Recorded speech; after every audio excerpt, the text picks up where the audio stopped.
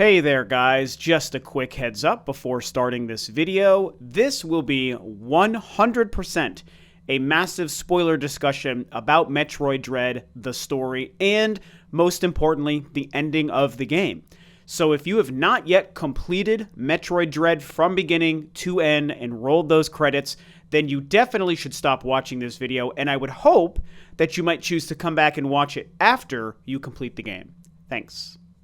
So this is it. Today is the day that I have been truly waiting for, where together we can finally dive deep into the story of Metroid Dread and, of course, the ending. I am personally laser focused on the ending of this game, the big reveal, how it fits into my prior theories and expectations for the game and the story, the direction they took Samus in, and how that sets up future directions for Samus in the future of the Metroid franchise.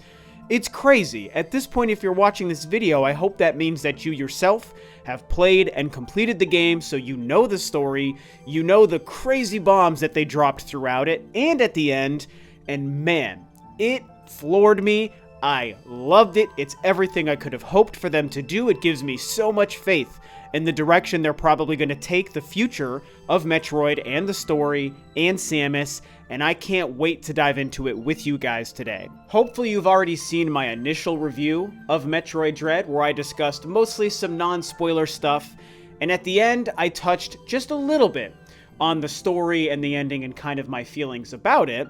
But this is my chance to really kind of go deep for a significant amount of time with you guys. This is kind of my part 2 to the overall review and sort of exploring and explaining the ending of the game and the story throughout it. I'm sure it comes as no surprise to most of you that, yeah, I loved Metroid Dread, man. It's so wild to me and surreal that we live in a world where Metroid 5 finally released and they resurrected the legendary mysterious Dread concept from 15 years ago and actually delivered on it, and the game itself delivered. So good. I loved it from front to back. Again, I hope that you have seen my original review video, and I'll link it below for anyone who maybe hasn't yet seen it, where I kind of break down the mechanics and some of the other gameplay elements of the game. But I loved the game, and obviously to me the final nail in the coffin for how much I loved this game, the final stamp, you should say, would be the story and this incredible ending. And I'm going to try not to beat you guys over the head with this too much throughout this video, but I have to bring it up here, and I will touch on it again later.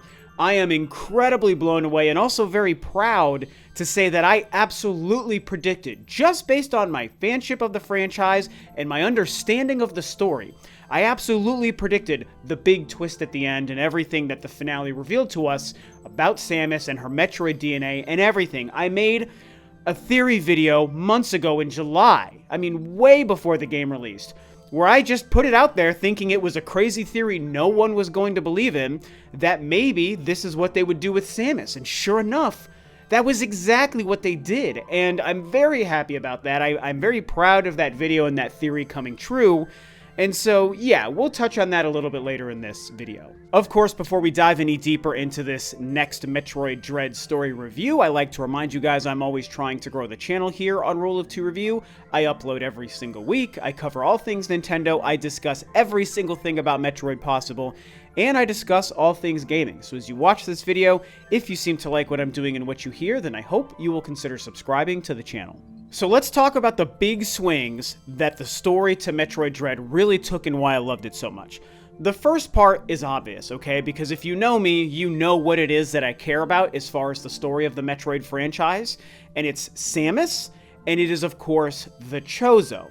And the Chozo really played front and center to the story of Metroid Dread. We kind of knew that because as the trailers kind of slowly rolled out, and as we saw some of the imagery and the gameplay on Planet ZDR, we knew that the Chozo were going to be part of it. We saw a living Chozo in the original trailer. We saw plenty of gameplay that showed Chozo temples and statues and art and drawings and hieroglyphic things on the walls. We knew that the Chozo imagery were everywhere. And then, of course, we got the reveal of the Chozo warrior antagonist on that one trailer that showed Samus and this character fighting, and it's like, whoa, there's like a friendly-looking Chozo, there's an evil-looking Chozo, there's Chozo imagery all over Planet ZDR. This is going to have to do with the Chozo race. And if you know Samus and you know any of the history of the Metroid franchise, you know that the Chozo are incredibly important to the franchise and to Samus, because as a little girl, after her parents were killed, she ended up being raised by the Chozo, and she was given a DNA kind of blood transfusion from the Chozo race, which helps make her such an unbelievable and powerful warrior. It explains the armor and the technology within it because they created that. And so the Chozo and Samus kind of go hand in hand to laying the foundation of the Metroid story. Now, in true Metroid fashion, this game does not feature tons of story and dialogue and exposition and cutscenes. It's not that kind of experience, and I kind of liked that just because that's how the Metroid games typically play out. 2D or 3D, you get those cutscene moments and those small exposition dumps here and there, but it doesn't beat you over the head with that kind of stuff. It's not a Zelda game, it's not an Uncharted game, it's not that kind of experience. But we do get those few tasty morsels of deep exposition and a lot of story, and we finally see and meet a Chozo who's alive, and it even talks to Samus, and it talks to us, the audience and the player, and we really start to dive deep into understanding a little bit of who they are, who they were, and what their story is compared to Samus at the time that Metroid Dread takes place. Loved it, loved it, loved it. It's the kind of thing I've been waiting like the last 25 years to finally see, and they did it in Metroid Dread, and in my opinion, they did it perfectly well given the short amount of time that they actually put story exposition on screen. Of course, we know how Metroid Dread opens up, and it truly opens like in the first 5 minutes before you even take control of Samus. It opens up after the exposition dump about the X-Parasite and the Metroid DNA and recapping some of Metroid Fusion and all of that stuff. We actually see Samus meet the Chozo warrior before we know and learn that he's called Ravenbeak, and they have a huge showdown, a great anime-style battle right at the beginning of the game that Samus, she does put up a good fight, but she does lose this battle, and it also shows us that that's how she ultimately lost most of her powers. Her power suit, which had been regenerating from Metroid Fusion, kind of reverted back a little bit, and then she wakes up saying, "What's going on? Where am I? Why don't I have my powers?" This to me was great. It was a very cinematic way to set up the story in the beginning to a Metroid game, which again is just something the Metroid franchise doesn't typically do. But now that we're in the HD era, and we're stepping into a more modern sort of way of telling games and using exposition in your games, we're seeing Nintendo adopt that a little bit with the Metroid franchise. They did it with Breath of the Wild too for Zelda as well, and I think that was really great there. And I loved this choice. And the fact that it's like, I don't want to keep repeating this, but I can't stress to you how amazing it is to just have Chozo living characters, good or bad, front and center in a Metroid game. It's just, as somebody who, my favorite game of all time is the original Metroid Prime, which was the first time Nintendo started to drop kind of lore and history and some sort of characterization to the Chozo race.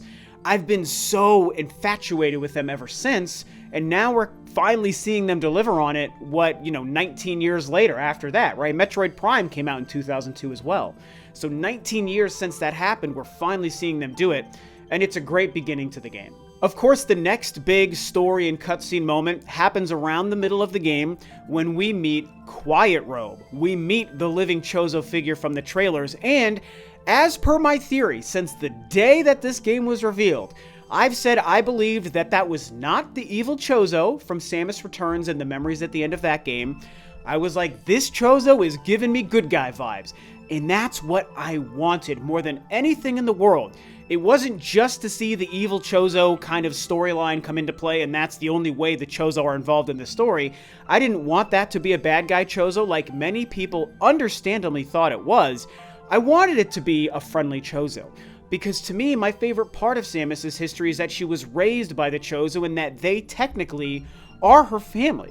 Because her actual human parents and family were killed by Ridley and the Space Pirates when she was a little girl. And so it was way more interesting just to me, as a fan, to see her talk to and interact with the Chozo as a good guy, as a friend, as someone who reminds her of her family and her past from when she was a child. Now, I will say one thing I wish they did do is have that be a part of their conversation, and it had nothing to do with that. They didn't talk about, oh, we're your family, remember when we raised you, or you're the one spoken of legend, and she was like, oh my god, I've missed you guys, or whatever. There was none of that stuff. It was really just, he meets her and explains what's going on with the tribes in the moment. It was great, but it was missing that history element that I really wanted. Now, Quiet Robe gives us some amazing insight into the history of the Chozo and what's going on in this game. And he gives us some stuff we've never heard before in the pantheon of Metroid lore. At least not that I know about, and I'm pretty up to date on most of it. Maybe not all of it, but a lot of it. And he talks about, his name is Quiet Robe. He's from the scientific Thoha tribe.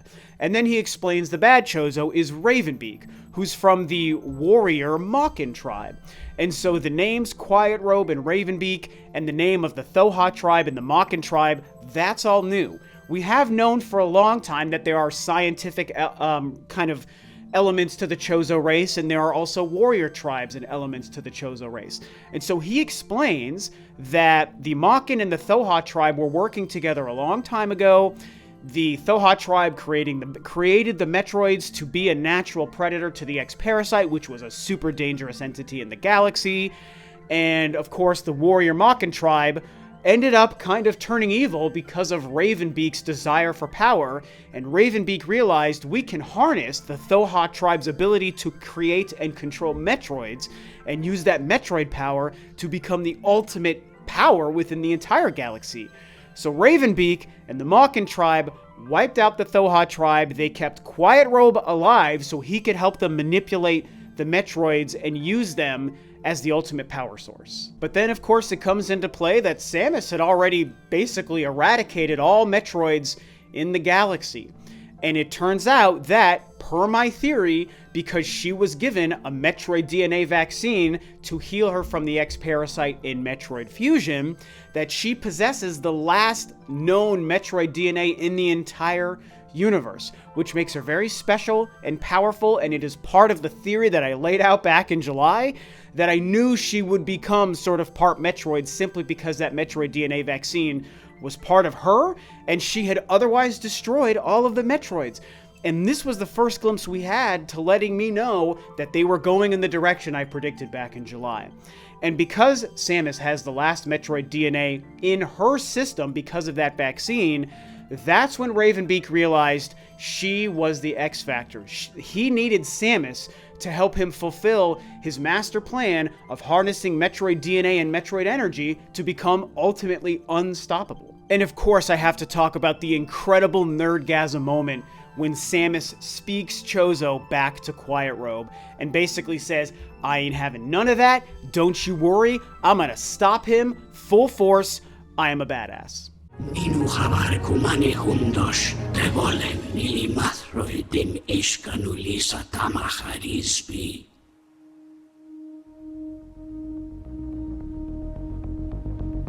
Kino ulo druda. Ana maril sanur pura. Ay marhel kalom.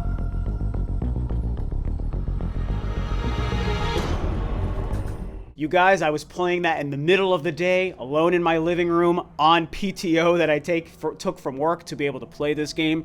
And I swear to God, I'm not exaggerating, to myself alone in my house with just my dog and my cat. I screamed, and I swear to God, I went Super Saiyan with just how amazing it felt in that moment to hear Samus talk, right back to Quiet Robe, say, I'm gonna take care of business and speak Chozo. Ooh, man, it just made me so amped in that moment. So much fun. And now let's talk about the real true ending to the game, the final cutscene leading into the final battles and the final moments. You guys, this was it. This, to me, is what the 19-year wait from Metroid Fusion to Metroid Dread was all about. And this is also where, again, I don't want to beat you guys over the head with this, but this is where my theory from July truly gets delivered upon. And Samus, in her last conversation with the Adam AI computer, learns that basically the Metroid DNA in her system effectively made her a Metroid. Exactly what I predicted, that Samus would become or be seen as the last living Metroid by the end of Metroid Dread. And the Adam AI computer basically says, you have now, I mean, he uses these exact words, you are a Metroid, you have become a Metroid. The DNA, the Metroid DNA has altered your DNA, and you are now a human living Metroid, the last in the galaxy. The last Metroid is Samus. And that's freaking what my video in July was about. I spent 20 minutes talking to you guys about that, and I titled that video that. In fact, I've had to go back and change the title of that video because it was more of a statement the way the title was before, and now that it's true, it actually is a spoiler to say it as a statement. So I changed the title to make it sound like a question: could Samus be the last Metroid?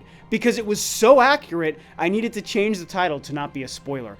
And yeah, hey, I'm just gonna say, I'm really proud of the fact that I understood the story so much to have so accurately predicted where it was going to go. And so at this point, it's revealed that Ravenbeak was essentially the Adam AI computer the whole time. He was manipulating her to destroying the Emmy robots, which were ultimately turned against her to try to extract that DNA.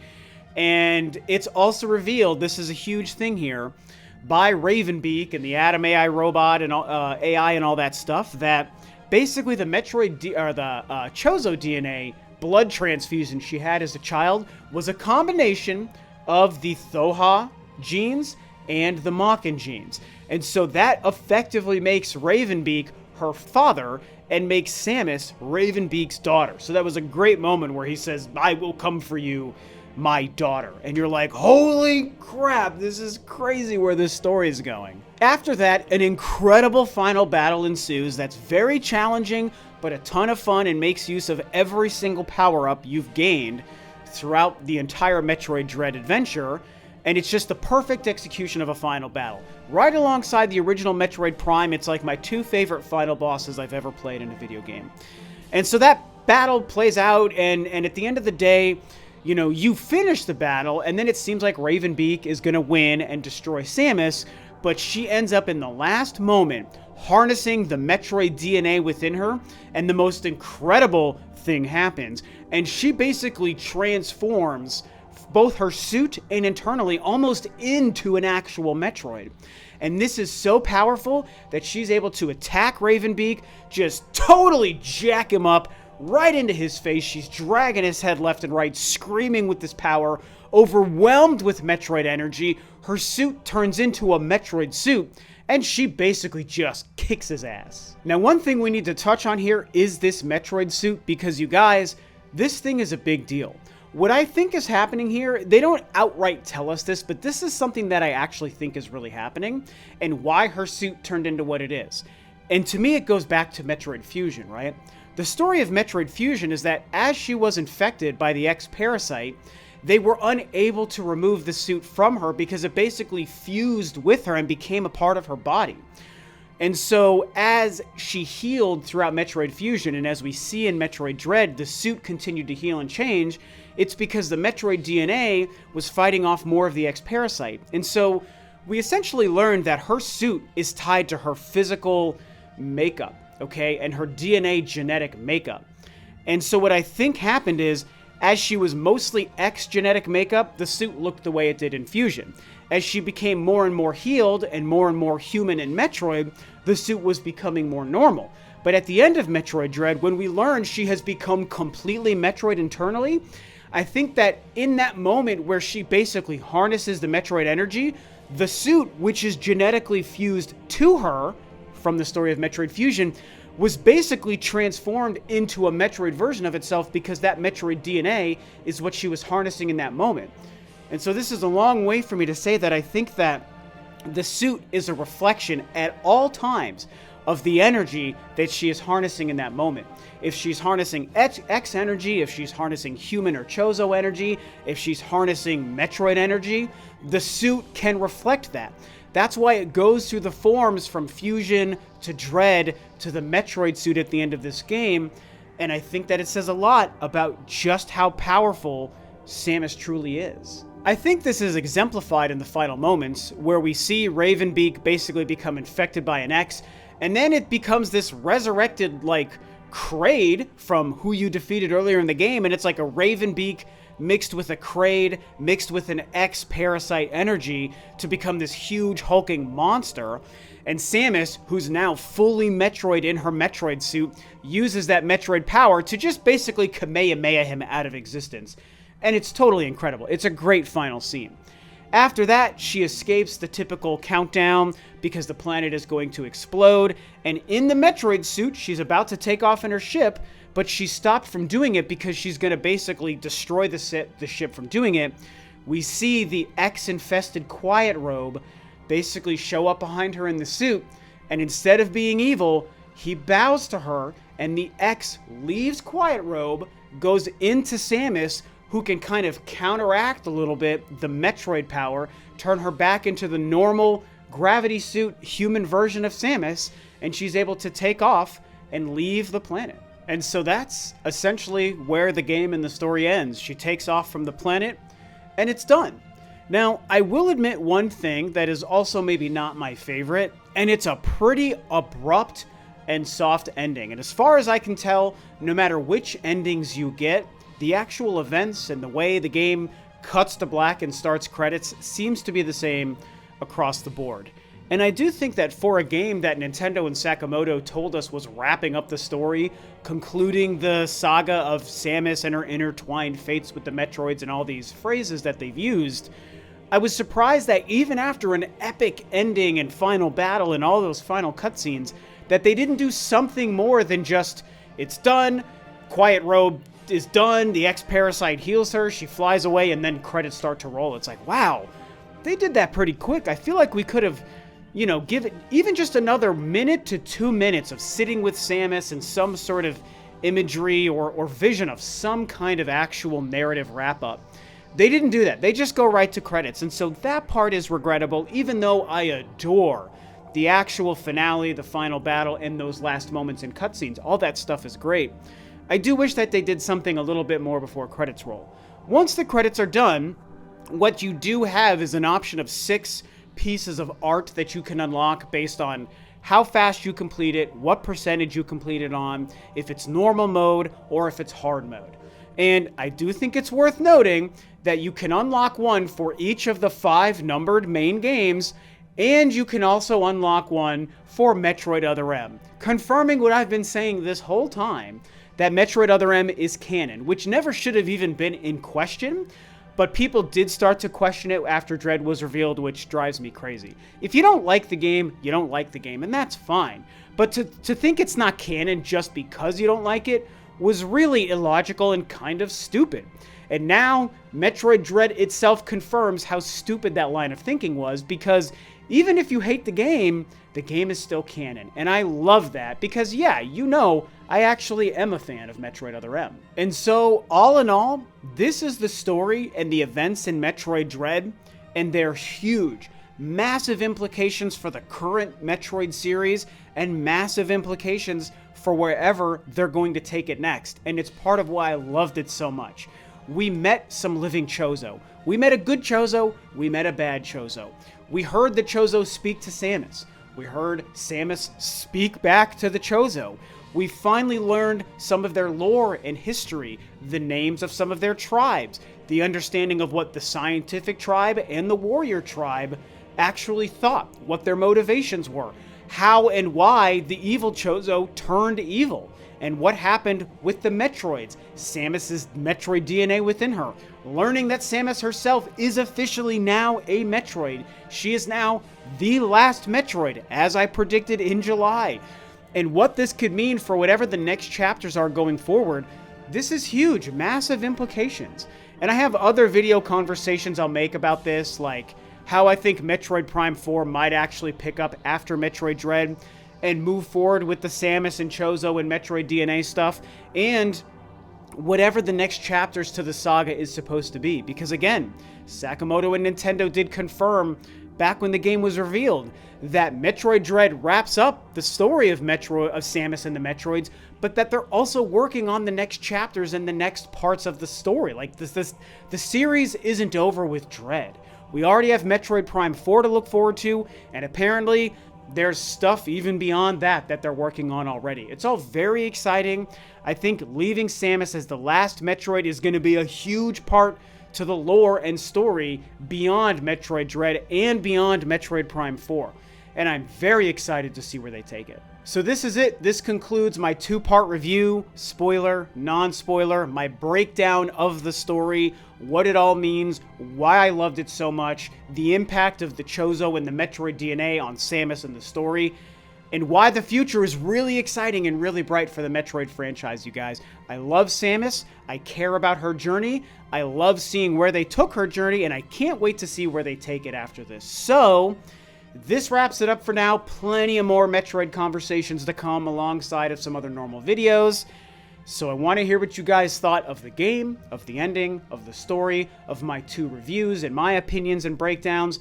All of that stuff, talk about it below. And with that, this video is a wrap. Thanks, of course, as always, for tuning in, guys. This is Rob of Rule of 2 Review, and I'll catch you next time on another video.